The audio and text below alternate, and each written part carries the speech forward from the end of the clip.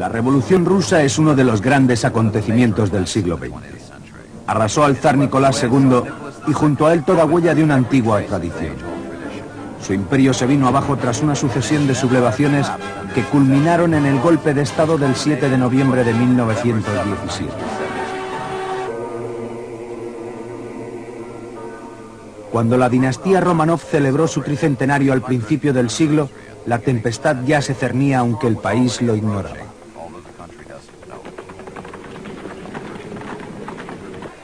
Las nuevas tendencias vienen de Francia, Alemania e Inglaterra, países que a menudo acogen a los exiliados que traerán el marxismo a Rusia. Entre ellos está Ilich Ulyanov, que más tarde se llamaría Lenin. Aquí le vemos con peluca en una foto de identificación falsificada. Tiene 30 años y lleva haciendo una dura campaña desde 1895. Ha huido al extranjero para escapar de la policía imperial.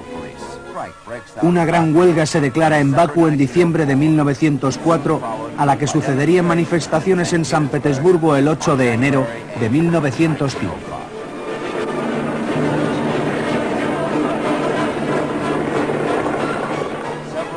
Miles de trabajadores marchan hacia el Palacio de Invierno del Zar para presentar una petición exigiendo mejoras en las condiciones laborales, así como en los derechos civiles y políticos. Por orden del zar, las tropas que guardaban el recinto del palacio abrieron fuego sobre los manifestantes, dejando más de 100 muertos y miles de heridos.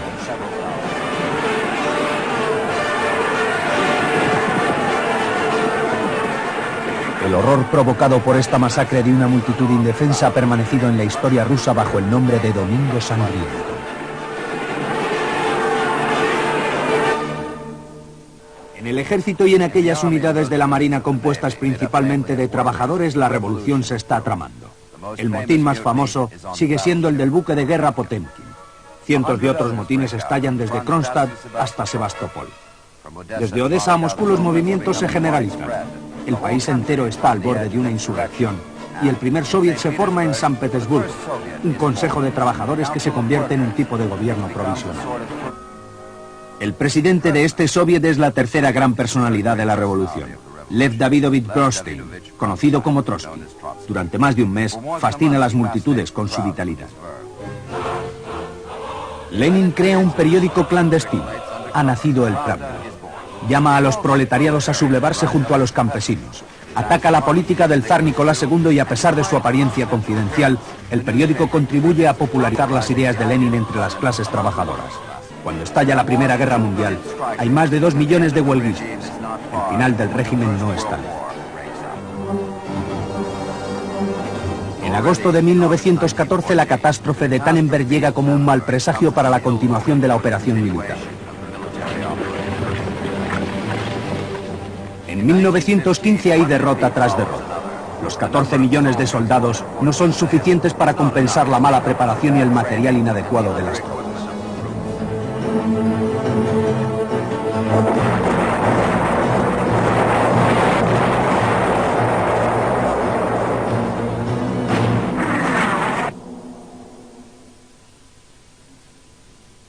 Al final de 1916, a pesar de una ofensiva brillante del general Brusilov, las pérdidas rusas son enormes. Más de 1,5 millones de muertos y 2 millones de prisioneros.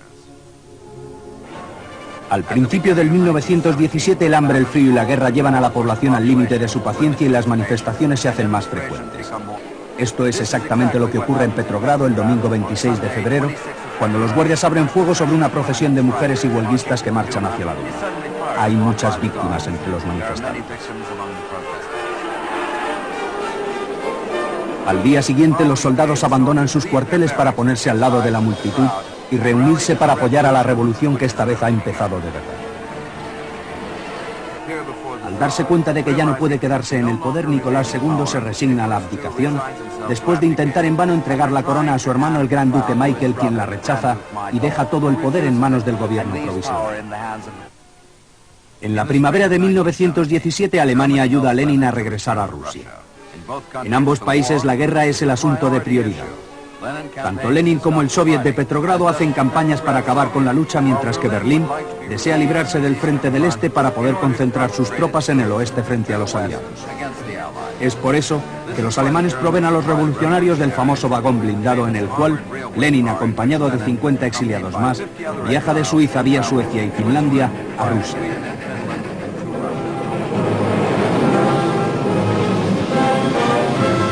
Lenin llega a Petrogrado un mes después de la caída de la monarquía. Pocos días después, León Trotsky regresa de su exilio en Boston. Los dos héroes de la revolución están ahora preparados.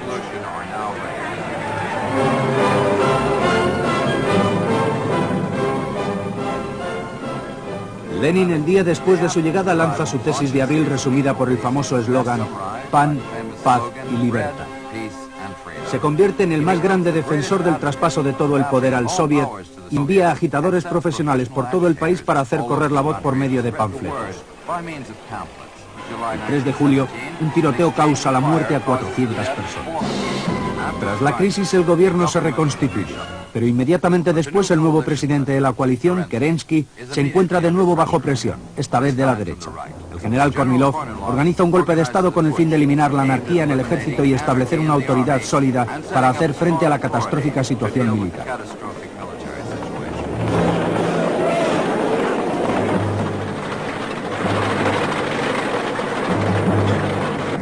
Kerensky frustra este intento mediante un contraataque del cual habría de lamentarse.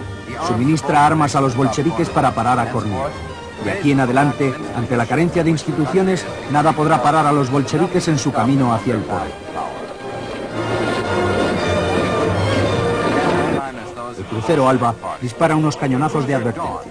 Es la mañana del 7 de noviembre. La capital está rodeada. La Marina toma control de los lugares estratégicos. Inmediatamente se ordena la toma del Palacio de Invierno, defendido por solo un batallón de 150 mujeres soldados.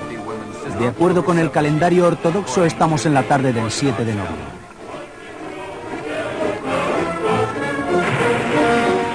Dentro del Palacio de Invierno toman de rehén al gobierno.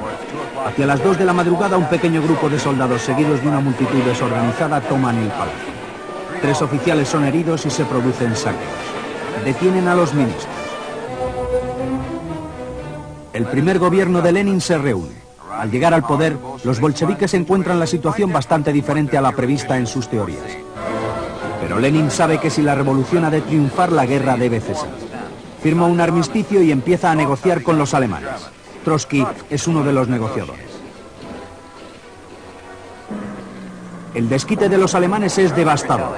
Su ejército avanza atravesando Rusia sin encontrar resistencia alguna. Pocos días después, se firma el humillante Tratado de Brest-Litov. La reciente ofensiva alemana anima a los aliados a hacer una intervención militar. En el periodo entre la primavera y el verano de 1918, los americanos y los británicos llegan al territorio ruso para reforzar el frente oriental con 13.000 hombres.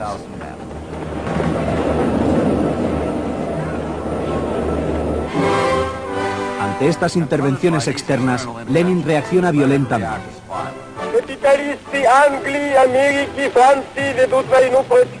Este discurso constituye uno de los documentos de archivo de valor excepcional. En él denuncia a aquellos capitalistas extranjeros que intentan restablecer al zar y armar a los enemigos del nuevo régimen.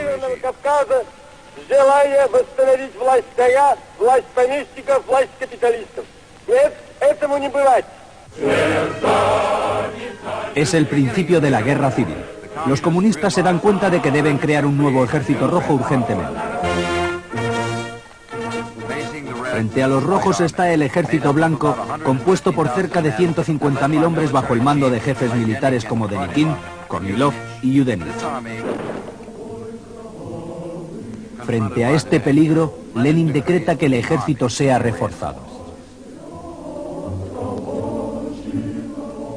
Confía el mando del ejército a Trotsky, quien da la espalda al romanticismo revolucionario y demuestra ser un táctico excepcional y un líder implacable. Lenin usa la fuerza para salvar la revolución. Establece un sistema de represión fundado sobre la Cheka, la policía política. En 4 años ejecutan a 140.000 personas y deportan a otros 60.000 a 130 campos de prisión. Como gesto simbólico, asesinan al zar y a toda su familia. Rusia está en una situación desastrosa. El frío, el hambre y las enfermedades conducen al país al caos.